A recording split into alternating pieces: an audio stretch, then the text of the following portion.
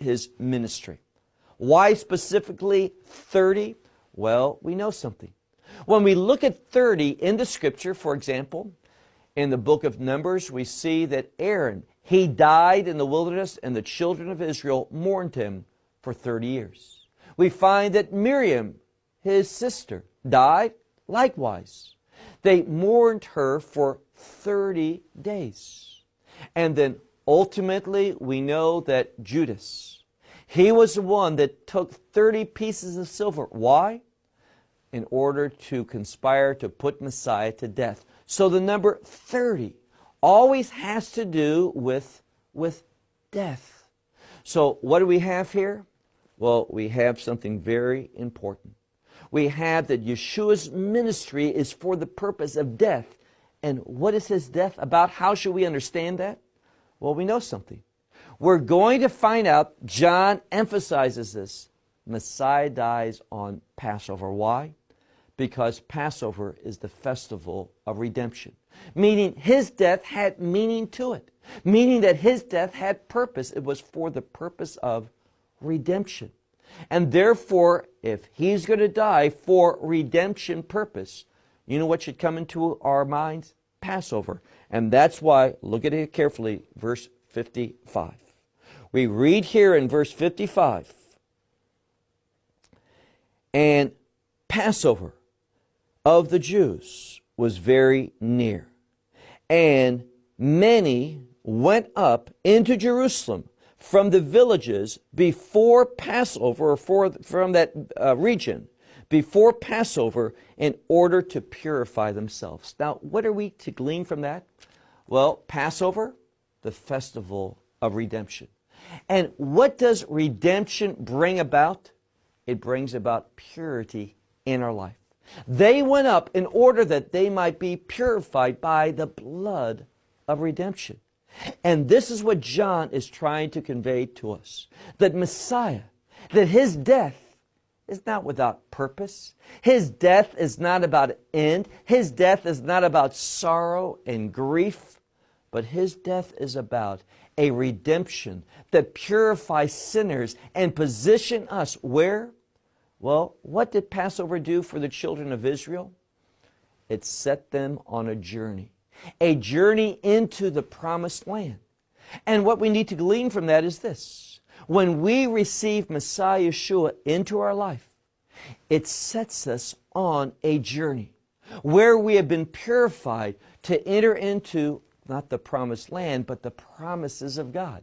Both the promises in this age and ultimately the promises that we'll receive in the kingdom of God. Passover is so foundational. And it's so disheartening to me that when we come upon that time of year in the spring, instead of focusing in on Passover truth, understanding what the Torah says about this festival, this time period of the 14th day of Nisan and the 7 days that would follow, and the observance, the biblical observance in this period of time. Instead of that, what does the world think about? And this has been embraced by the church.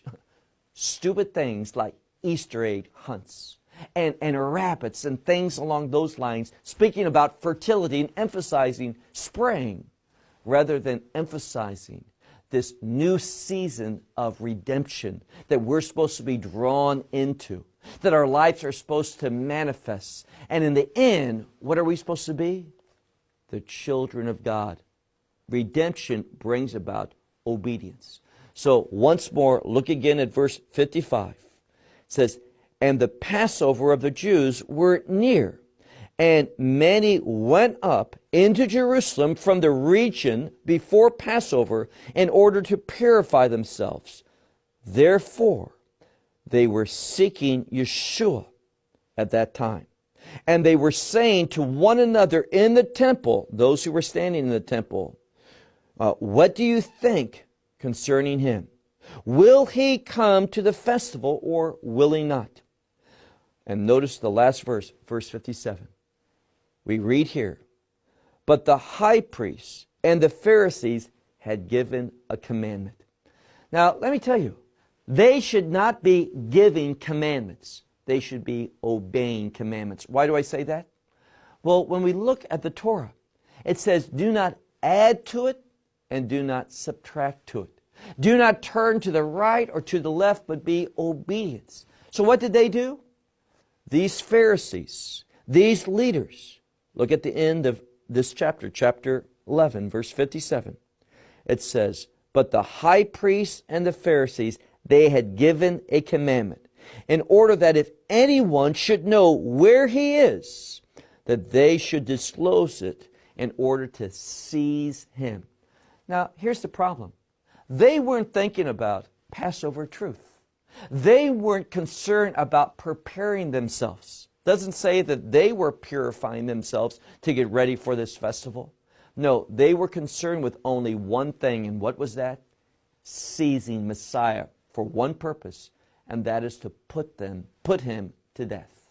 Now, Messiah came into the world to die, but don't believe that these leaders were doing the will of God out of obedience. Here's the example. Remember Nebuchadnezzar? He came up and he brought great hardship and destruction and atrocities upon the Jewish people when he destroyed the first temple. Now God used that, but he did not reward Nebuchadnezzar. He wasn't acting out of obedience. He wasn't serving God. He was serving self. And in the same way, those leaders, they weren't acting out of obedience. But here's the truth. Even our disobedience cannot thwart the purposes and the plans of God from ultimately being accomplished. But don't make the wrong conclusion. See, many people say, well, if that's the case, I can just do anything and God's will is going to come about. Well, look at it from a personal standpoint. His will is going to be manifested and achieved, but if you are disobedient, even if He uses or accepts as part of His plan your disobedience, you're not going to be rewarded for it. You're not going to be a recipient of His blessings because of it. It's only through a mindful obedience that we will be blessed.